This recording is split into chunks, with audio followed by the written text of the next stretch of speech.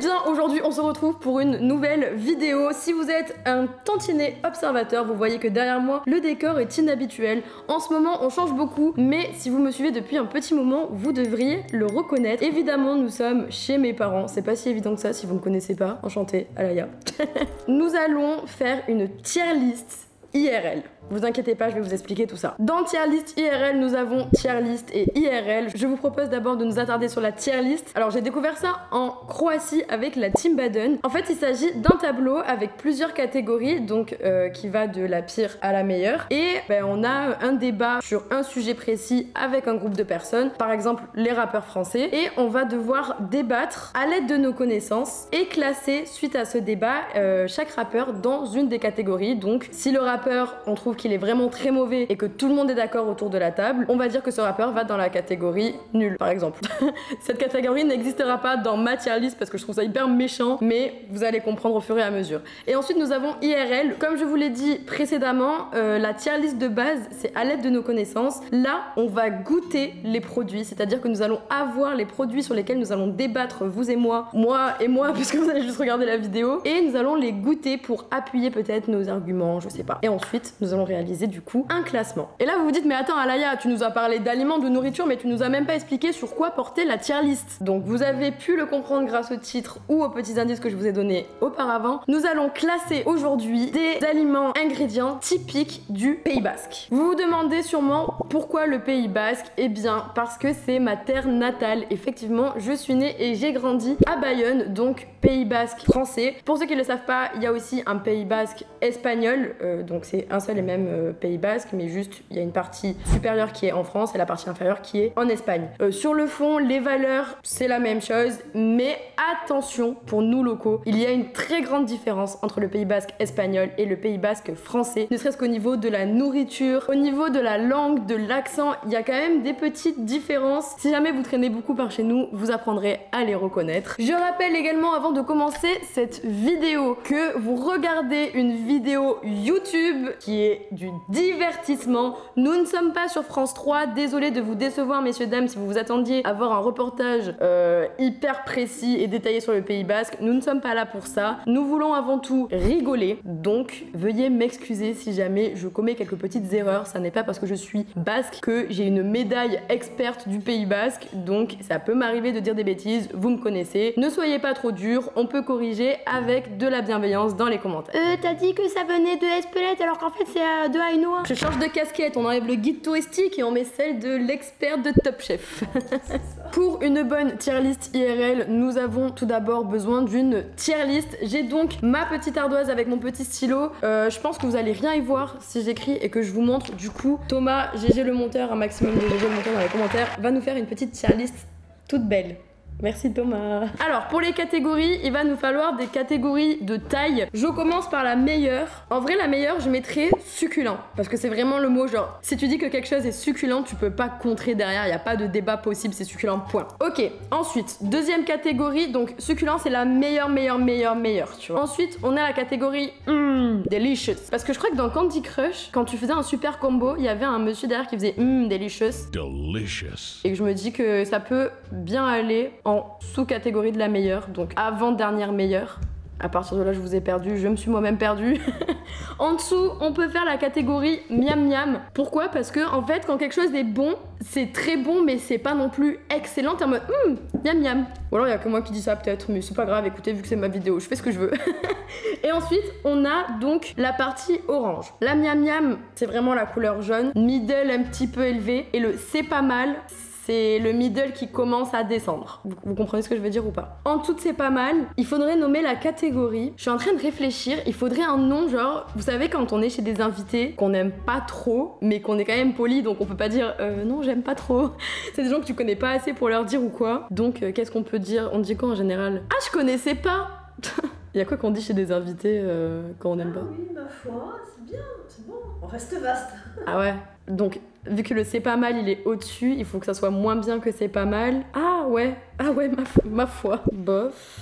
et après c'est dégueu. Donc, si on part, nous avons la pire catégorie, dégueu, 3 points d'exclamation. Catégorie juste au-dessus, donc c'est encore vraiment pas bon, mais c'est pas non plus dégueu. On a le bof. Alors remarque, on peut mettre Berk plutôt. Berk c'est plus... Bof c'est mieux que ma foi, je trouve. Donc, au-dessus de dégueu, nous avons Burk, parce que c'est pas non plus dégueu, mais... Au-dessus, nous avons le ma foi. Le ma foi, donc, c'est... Ouais, ma foi... Tu sais que c'est pas ouf, mais tu peux pas... C'est, voilà, ma foi, quoi. Ouais. Ensuite, nous avons le c'est pas mal, donc qui constitue la middle catégorie. Le c'est pas mal, c'est vraiment... Oui, c'est ni bon ni mauvais, c'est pas mal. Ensuite, on passe dans la positivité. Miam miam, delicious et succulent. Maintenant que nous avons notre tier list et nos catégories, je vous propose de passer à la liste des aliments. Dans les produits que nous allons juger aujourd'hui, je n'ai évidemment pas pu tout mettre. Je tiens à préciser, chaque produit qui est ouvert et qui est montré, etc. va être consommé après, ne vous inquiétez pas. J'ai un papa qui adore manger tout ce qu'on va voir aujourd'hui et qui va se faire un malin plaisir quand il va rentrer du boulot ce soir. Alors, je vous propose d'ouvrir le bal des aliments. Ne vous inquiétez pas si vous ne connaissez pas tous les noms qui vont être dits. De toute façon, quand je vais goûter, je vous expliquerai à chaque fois un petit peu ce que c'est. Nous allons goûter du chorizo, du jambon de Bayonne, du fromage de brebis combo confiture de cerise. Je vous explique tout après. Nous allons goûter de la Shoah, de la piperade, du lomo, du gâteau basque et enfin pour finir une chistora. Maintenant que vous êtes au courant de tout et que le contexte et les bases sont posées, nous pouvons commencer. Oh, abonne-toi à ma chaîne YouTube, à mon Instagram et à mon TikTok, ça me ferait vraiment plaisir. TikTok, Insta, je poste quasiment tous les jours et c'est la real life. Et ici, c'est que du fake. Il y a du montage, c'est que du fake. Allez. Je vous propose de goûter la première spécialité basque, j'ai nommé le chorizo. Le chorizo, qu'est-ce que c'est? Ça se présente tout simplement comme ça. Je sais pas si ça donne envie, je suis désolée s'il y a des personnes qui ne mangent pas de viande et que ça dérange de voir d'autres personnes manger de la viande, il y en aura dans cette vidéo, donc je vous invite à quitter celle-là et aller en voir une autre plus tôt. Je suis désolée, c'est pas tout le temps. Donc, le chorizo, c'est en gros un saucisson, mais qui est avec un goût très différent.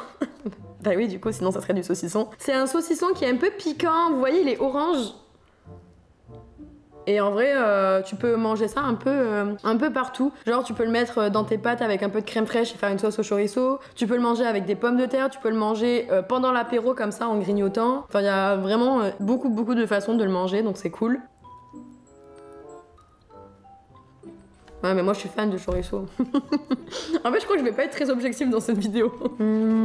C'est un des seuls trucs piquants que je mange. Je pensais que j'avais la langue orange. On est corpo, chez nous c'est basque dans les veines, sur les verres, dans les têtes, partout. Pour moi, le chorizo, je suis désolée, ça va dans succulent. En vrai, le chorizo, c'est le seul truc que je ne peux pas m'empêcher de manger quand on prépare des grosses fêtes ou des repas de famille et qu'on fait des plateaux de chorizo. Franchement, je m'empêche de tout goûter, mais le chorizo, à chaque fois, je suis obligée. J'avoue, c'est un peu mon péché mignon. Je suis peut-être pas très objective, mais je pense que si toi, derrière cet écran, tu goûtais le chorizo, tu dirais c'est succulent. Tadam! Et juste ici. Si vous entendez quelqu'un parler derrière avec moi, je suis pas encore devenue folle, je n'ai pas acheté d'IA, c'est vraiment ma mère qui est là. Nous pouvons passer à la deuxième spécialité, j'ai nommé El Jamón de Bayonne. S'il vous plaît. Attendez, je vous le décale un peu qu'il y a la petite croix basque. C'est trop beau! Le jambon de Bayonne, spécialité, vous connaissez, si vous me suivez sur Instagram, vous avez déjà vu mes nombreuses aventures à la foire au jambon. Si vous me suivez sur TikTok aussi d'ailleurs, je poste des vlogs là-bas de ma vie. Si jamais vous trouvez que cette chaîne YouTube manque de vlogs, sachez que j'en poste plein sur TikTok, donc allez me follow là-bas. Le jambon de Bayonne, c'est sacré. Est-il à la hauteur de la réputation? Ouais, mais tu vois, c'est moins bon que le chorizo. Je pense que je l'aurais goûté en premier parce que le chorizo arrache, donc du coup ton palais a dû... Non, je sens bien le goût, ouais. C'est bon. T'as vu, j'ai eu le réflexe du Est-ce que ça rentrerait pas directement dans la catégorie delicious? Parce que le réflexe est sorti tout seul de ma gorge finalement quand je l'ai goûté. Si vous saviez à quel point je suis triste de pas pouvoir partager avec vous. Il faut trop qu'on fasse un truc un jour comme ça, on se fait un apéro tous ensemble quoi, sans alcool. Je vais me faire taper sur les doigts, je vais me faire retirer mon permis d'influenceuse, ils vont pas comprendre. Attends, mais je me tape le jambon, j'ai oublié de faire la vidéo là. J'étais là en train de manger. Je regarde c'est qu'elle va le taper. Pour moi, jambon de Bayonne, il peut aller soit dans la catégorie miam miam, soit dans la catégorie delicious. En vrai, je mettrais dans la catégorie miam miam, je m'explique. Jambon de Bayonne. Je m'explique pourquoi. On dirait trop un dîner presque parfait. Alors moi, je lui mettrais la note de 6 sur 10. Ah, le gâteau, il est sec. T'es pas menteuse, toi. Je crois que c'était 4 mariages pour une lune de miel. J'ai même pas les bonnes refs dans les bons trucs. Donc, pourquoi je le mets dans miam miam et pas dans so delicious? Parce que je trouve que le jambon de Bayonne, quand tu le manges, il y a quand même un côté gras, tu t'en mets plein sur les doigts, un peu chiant. Un côté, c'est un peu écœurant. Et si t'en manges trop d'un coup, ça fait une petite boule avant de... tu sais, dans la gorge, genre au fond de la gorge, avant d'avaler, c'est un peu désagréable. Donc rien que pour ça, je le mets dans miam miam, mais franchement, il mériterait clairement d'être dans delicious. Mais écoutez, si je mets tous les aliments dans la partie haute, je vais me faire taper sur les doigts parce qu'on va dire vraiment, madame la jury, vous êtes nulle. En termes d'impartialité, vous êtes nulle. Donc voilà, je me dois d'être un petit peu sévère avec le jambon de Bayonne. Je suis désolée, ça tombe sur toi. Ça tombait aussi sur moi quand j'étais au lycée, qu'il fallait mettre une mauvaise note, comme par hasard. 17 de moyenne pour la classe, qui a 3, moi. Et ma mère, elle me croyait pas. Tu vois? J'avais pas 3 parce que j'étais mauvaise, j'avais 3 parce que j'étais comme ce pauvre jambon de Bayonne. Je servais d'exemple. J'étais la personne à abattre, tu imagines? Tiens, mange un peu de jambon. Hein? J'en ai plein à manger. Nous avons désormais classé les 2 viandes froides, entre guillemets. Je vais faire réchauffer... Mais pourquoi je casse tout dans cette ardoise? Je vais faire réchauffer le reste et j'arrive parce que vous allez voir, le reste de la nourriture doit se manger chaude. Ok les gars, je vous propose qu'on passe à la prochaine spécialité qui est donc la chistora. La chistora, qu'est-ce que c'est? C'est comme une espèce de saucisse, en tout cas ça en a la forme, mais je sais qu'à l'intérieur c'est un mélange de porc ou parfois il y a un mélange bœuf et porc et qui est assaisonné avec du piment d'Espelette. Donc c'est une saucisse qui est piquante et vous allez le voir d'ailleurs, elle est de couleur rouge si je me tâche pas. Voilà, vous voyez? Et si je la mets à l'envers, ça fait un smile. Je vais pas trop me risquer à me tâcher. C'est bon maman, mon t-shirt il est toujours blanc. Donc voilà, pour la chistora, c'est vraiment une saucisse typique qu'on trouve au Pays Basque. Je sais qu'il y a beaucoup de mélanges qui existent, en tout cas dans nos carrefours et ce style de grande surface, avec chistora, merguez. Donc merguez c'est plus espagnol, mais voilà. Et du coup saucisse normale, et c'est des mélanges qui sont vendus comme ça pour les barbecues l'été. Donc voilà comment ça se présente. Les meufs elles faisaient ça avec le maquillage en 2012, moi c'est avec des bouts de saucisse. Et du coup, ouais, si vous avez un palais très sensible, faites attention, ça pique. Non mais c'est trop bon. Ça aussi j'ai envie de le mettre dans succulent. Ok, il va falloir faire un choix. Oh, je peux la mettre dans succulent ou pas? Non, en vrai succulent c'est vraiment genre extraordinaire. Je pense qu'il peut y en avoir que 1 ou 2 maximum. Sachant qu'on est que au début, on va se calmer. La chistora, je la mets dans delicious. Chistora. Si vous voulez une anecdote, j'ai des copines parisiennes que j'avais rencontrées aux États-Unis. Ça avait rien à voir vraiment, mais on s'est rencontrés là-bas. Et en fait, elles étaient venues en vacances chez moi, du coup, au Pays Basque. Et on était partis dans un petit village vraiment hyper typique, Ainoa, si vous voulez faire des petites recherches. Et en fait, dans ce village, il y a un fronton qui est connu chez nous parce qu'il y a beaucoup de photographies qui sont prises là-bas parce que c'est vraiment magnifique. Et en fait, il y a des mecs qui jouent à la chistera. Donc la chistera, c'est comme de la pala, donc de la pelote, mais avec un gant qui est hyper courbé comme ça. Je pense qu'il y aura une photo juste ici. Et donc, chistera et chistora, il y a vraiment genre un mot, enfin une lettre qui change. Et comme une bouffonne, quand j'avais présenté le village et tout à mes potes, j'étais là, bah là vous voyez le sport qu'ils sont en train de pratiquer, c'est la chistora. Et le mec m'avait regardé, il avait dit c'est pas rigolo.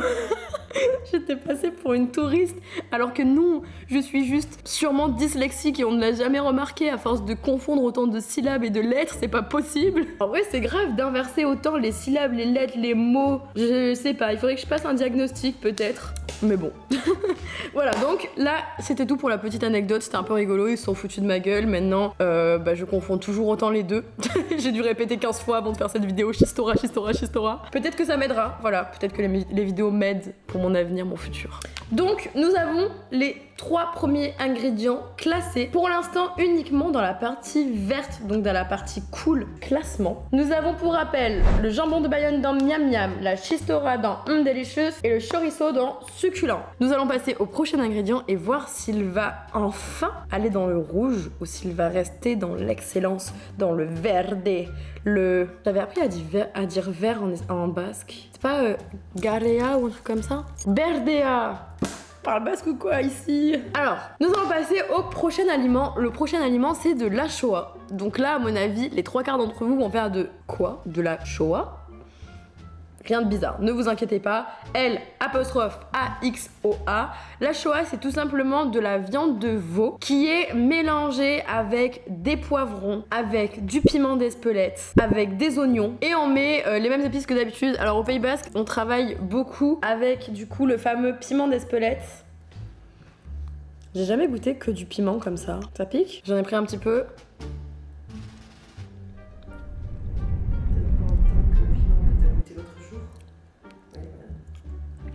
Ça pique. C'est du piment qui pique. Et le tout est mélangé et ça donne quelque chose comme ce que vous voyez juste ici. Ben oui, mais c'est pour ça que je voulais pas faire une présentation comme ça. Mais non, c'est pas rigolo, il y en a partout sur la nappe. S'il vous plaît. J'en ai marre. Bon, en gros, c'est ça la Shoah. Alors, c'est un peu de la triche. Vu que je connais tous les aliments, j'ai déjà mon avis avant. Il faut savoir que moi, je mange peu de viande entre guillemets, dans le sens où j'en mange régulièrement, mais c'est toujours la même viande. Genre jambon blanc, jambon de Bayonne, chorizo, tout ça, voilà. Du porc, du bœuf, mais ça s'arrête là. Tout ce qui est bébé d'animaux, psychologiquement, j'ai un blocage, je peux pas, c'est les bébés, je touche pas aux bébés. Et là, du coup, je vais devoir goûter pour vous. J'avoue que ça me donne juste envie de pas manger, mais écoutez, en fait je sais que j'aime pas, je sais très bien quel goût ça a, franchement. Quand on était à la cantine, comme c'est un truc qui est très typique, ils nous faisaient de la Shoah, alors pas aussi bon ni aussi qualitatif que celui-là, ça restait quand même la cantine, donc tranquille, mais on avait une espèce de Shoah avec le riz qui était beaucoup trop cuit, c'était dur, la Shoah, c'est un goût fort, le veau c'est quand même écœurant, je sais déjà que ça va aller dans Burk, voire même dans dégueu, hein. Ah, je sais pas, bon je goûte, mais ça ne me réjouit pas de manger du veau, là j'ai la tête du veau devant mes yeux, ça me... Ah, rien que l'odeur, ça me rappelle l'odeur de la cantine. Quand on arrivait et que ça sentait cette odeur, genre à peine la porte passée, on savait que c'était pas notre jour. Mais bon, ah je vous jure, ça me dégoûte. Je mange du veau là. Oui, j'ai enlevé toute la viande, j'aime pas. Mais je peux pas manger du veau, ça me dégoûte.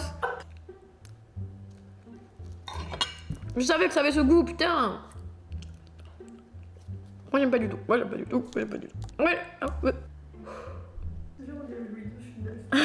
Ah bon? Oui. La Shoah, je suis désolée à tous les grands fans. Pour moi, ça va dans la catégorie dégueu parce que c'est dégueu. Ma sentence est irrévocable. En vrai, vous vexez pas si vous adorez la Shoah ou si vous êtes vous-même producteur de la Shoah. Vous savez, les goûts et les couleurs. Allez, c'est ma seule justification. On va passer au prochain aliment. Le prochain aliment, c'est le lomo. Waouh! J'ai pas trouvé de vanne. Vraiment impro zéro. Alors, le lomo, qu'est-ce que c'est? En gros, c'est de la viande de porc, mais qui a une préparation très spéciale. C'est-à-dire qu'elle doit être affinée pendant plusieurs mois. C'est une viande qui peut se manger crue si on la fait sécher, comme cuite si jamais on la cuit du coup dans une poêle. Donc, je vais vous la montrer cuite. Ça ressemble à ça, vous voyez, c'est tout rose. Donc là on voit qu'elle a bien grillé, ma mère elle est très forte dans la cuisson. Et personnellement je suis un peu fan de ça. Donc peut-être que mon avis ne va encore une fois pas être très objectif. Dites-moi si vous voulez que pour le prochain volume, parce qu'il y aura évidemment un prochain volume des tier list IRL, si vous voulez qu'on aille genre dans une région en particulier et avec un youtubeur qui vient de cette région. Comme ça on aura un avis de quelqu'un qui y connaît rien et un avis de quelqu'un qui s'y connaît. Là c'est le premier, donc j'allais pas faire venir quelqu'un du Pays Basque alors que moi je viens du Pays Basque, c'était un peu bête. J'avais un peu oublié le goût du lomo. Ça fait tellement longtemps que j'en ai pas mangé. Ça va faire décembre. Ça fait 6 mois. Waouh. Le lomo pour moi, il va dans... Ah putain, j'hésite. J'hésite entre delicious ou succulent en vrai. Je vais le mettre dans succulent, je m'explique. Pourquoi le lomo a été dans succulent? Tout simplement parce que... Ouh, merde.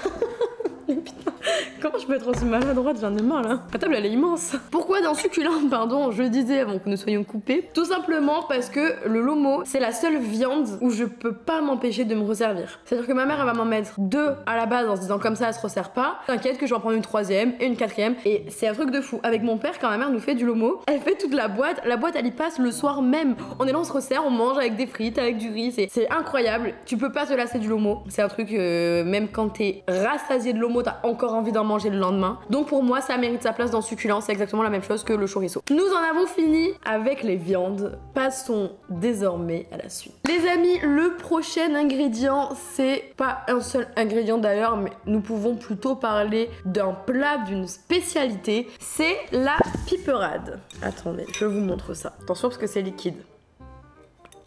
Je vais vous montrer comme ça, regardez. Vous voyez ?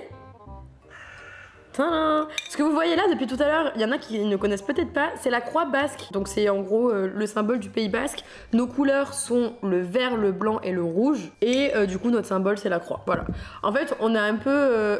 vu qu'il y a une très très grosse identification culturelle au Pays basque, au même titre que la Corse ou encore la Bretagne, en fait on dirait presque que c'est un pays indépendant quand on nous écoute et que ça n'a rien à voir avec la France, mais ça fait quand même partie de la France. C'est juste que voilà, notre identité culturelle est extrêmement forte, donc on a notre drapeau, nos symboles, nos chants. Les gens continuent de parler basque ici au Pays basque, alors pas partout. Moi je suis plutôt vers la côte, donc c'est rare de croiser des gens qui parlent basque, mais dans les terres c'est assez courant et tout le monde, à peu près tout le monde parle basque si on prend des petits villages à l'intérieur quoi. Dans la piperade, qu'est-ce qu'on trouve? Nous allons trouver des poivrons, des oignons, de l'ail, du piment d'Espelette et évidemment de la tomate. Alors d'après les histoires que ma maman me racontait quand j'étais petite et qu'elle me servait de la piperade, c'était le plat typique des ouvriers. Donc ils mangeaient de la piperade, du jambon de Bayonne et des œufs.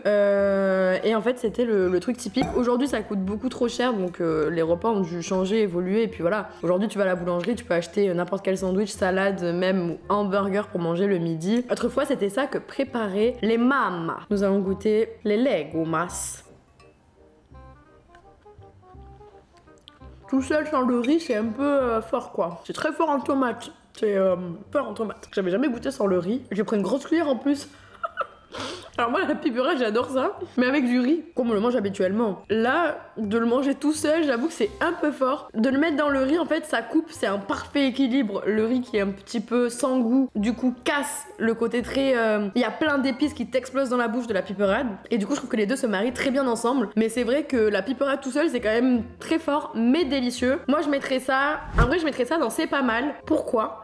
Parce que jusqu'à présent nous avons goûté et jugé des aliments seuls. Donc si j'associe la piperade au riz, évidemment ça va augmenter en termes de classement et aller plus vers le succulent ou le delicious. Si je prends la piperade toute seule, il faut savoir que c'est très bon, enfin moi j'ai quand même aimé, mais vu que c'est très fort et que c'est meilleur avec du riz, ben je le mettrai dans C'est pas mal. Parce qu'il y a un côté quand même trop fort qui fait baisser la note, mais évidemment cette note remonterait si jamais il y avait du riz. Mais voilà, piperade, c'est pas mal. Les amis, nous avons vu donc ce qui pouvait faire un petit peu office d'entrée, jambon chorizo, ce qui revenait le plus souvent dans les plats, donc lomo, achoa, chistora, piperade, etc. Nous allons désormais passer au fameux fromage de brebis, mon fromage préféré ever. Pourquoi ? Parce qu'au Pays basque, alors je sais pas, peut-être que cette tradition existe ailleurs, en tout cas je sais qu'au Pays basque, dans tous les repas de famille que j'ai pu faire, que ce soit dans ma famille ou dans celle de ma meilleure amie ou dans celle de... Je vais peut-être pas citer le nom de mon ex,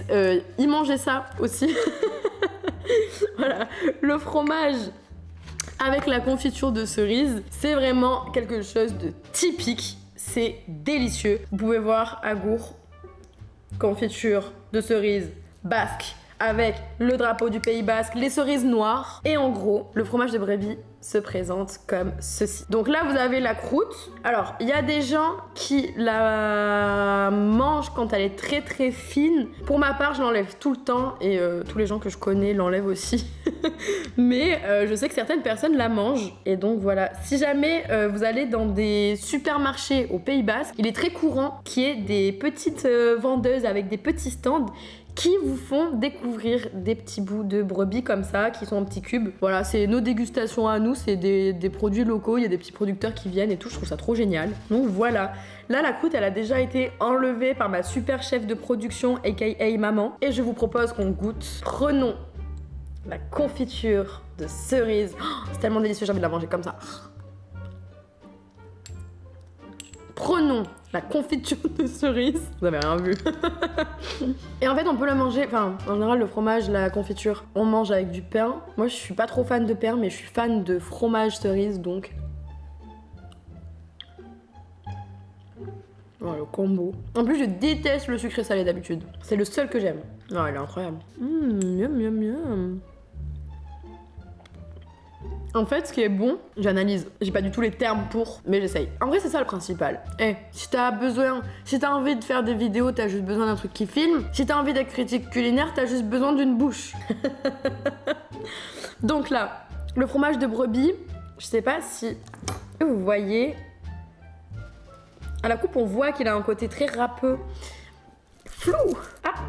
Est-ce que vous voyez là que c'est un peu râpeux? Et en fait, le fromage, je vous montre, tu vois, il est très souple, très souple, très souple. Et là, il se casse. Tac, et on voit que c'est un peu râpeux. Mais avec la confiture de cerise, qui est sucrée et toute douce, il y a un mélange parfait, une harmonie. C'est comme un pied dans les flammes, un autre dans la glace. J'ai trouvé ma place. Et bien sachez qu'en faisant un combo confiture de cerise, fromage de brebis, bah nous aussi, nous trouvons notre place dans cet univers. Putain, c'est bon! Merde, j'en ai partout.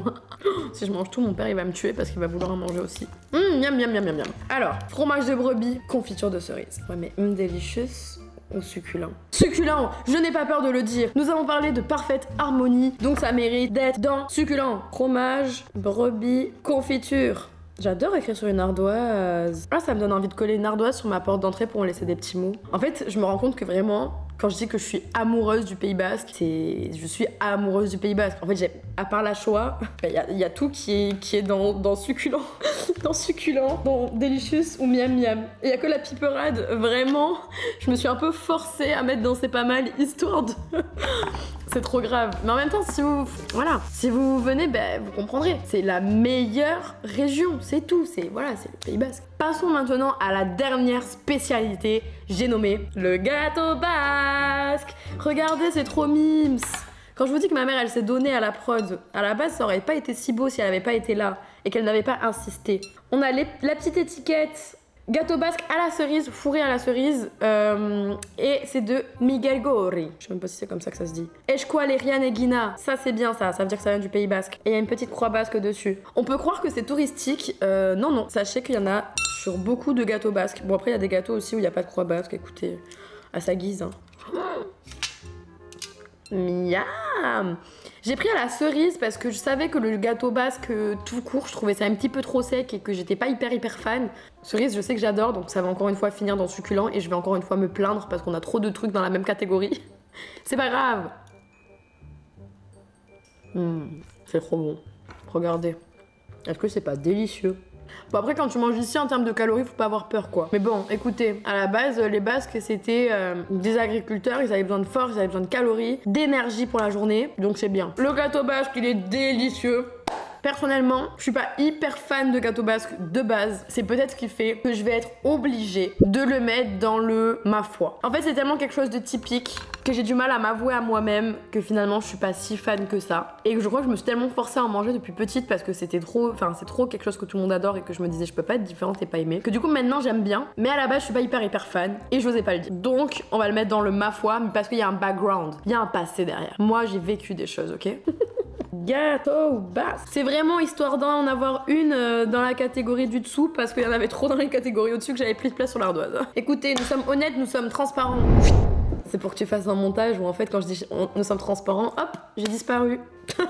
Nous avons donc notre tier list qui est complète pour ce premier volume, étant donné que c'était un petit test. Je sais pas si ça existe sur YouTube, peut-être que ça existe déjà les tier list IRL, mais comme pour ma part c'était la première fois que j'en faisais une et que c'était un peu un test, j'ai pas voulu mettre trop de choses parce que je savais pas trop combien de temps ça me prendrait, etc. Et n'hésitez pas à me dire dans les commentaires ce que vous en avez pensé. Tout simplement si vous avez aimé le concept et si vous voulez un volume 2, si oui, est-ce qu'on continue sur IRL version nourriture, plat typique de région, et donc est-ce qu'on partirait pas par exemple en Bretagne avec un des zigotos de la team du local, ou alors à Marseille, c'est un youtubeur qui vient de Marseille, je pense à Badzer, tiktoker, mais why not, ça pourrait être rigolo. Ou si jamais vous avez envie de me voir tester d'autres choses, je sais pas, par exemple les parcs d'attractions, c'est quelque chose qui me ferait beaucoup kiffer et j'y réfléchis. Ça serait rigolo de faire une tier list IRL où en fait on va dans chaque parc d'attraction et on teste genre l'attraction qui a le plus de sensations fortes, et à la fin on fait une tier list IRL des attractions les plus sensationnelles d'Europe. Si j'avais plus de budget, c'est cette vidéo qui serait sortie aujourd'hui, oui.